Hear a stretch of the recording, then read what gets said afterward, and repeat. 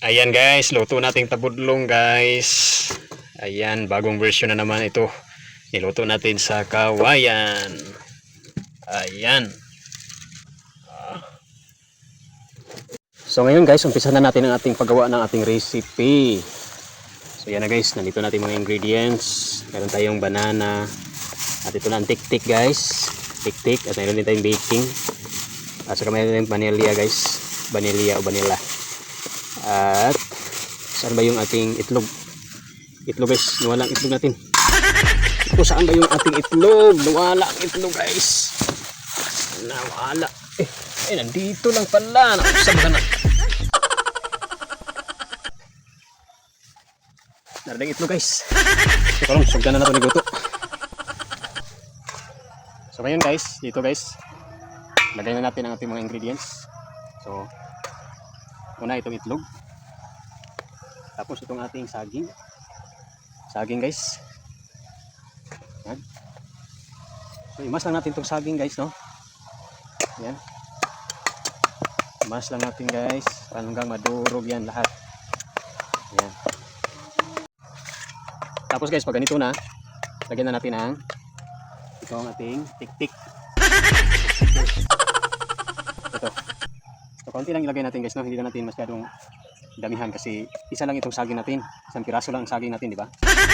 Ayan. Tapos lagyan natin ang baking powder. Yan, 1 teaspoon lang guys.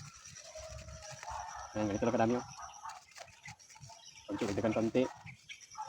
Ayan, tapos lagyan natin ng vanilla. Vanilla. 1 teaspoon lang din guys. Ayan, para umot. Ayan. Ngayon guys, atin na itong i-mix. Mix.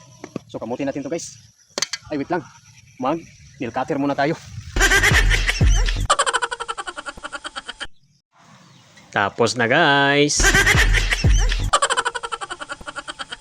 Ayan, tapos na akong nag-nail cutter guys. So ganyan i-mask natin siya. Ayan. Ayan, ito na guys.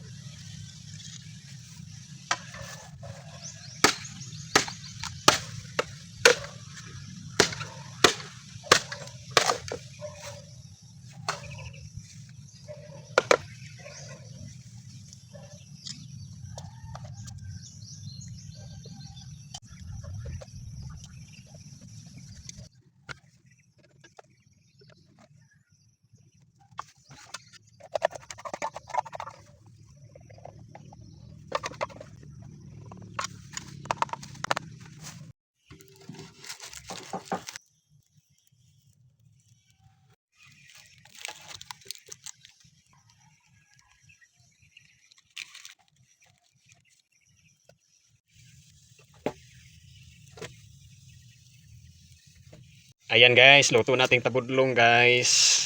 Ayan, bagong version na naman ito. Niluto natin sa kawayan. Ayan.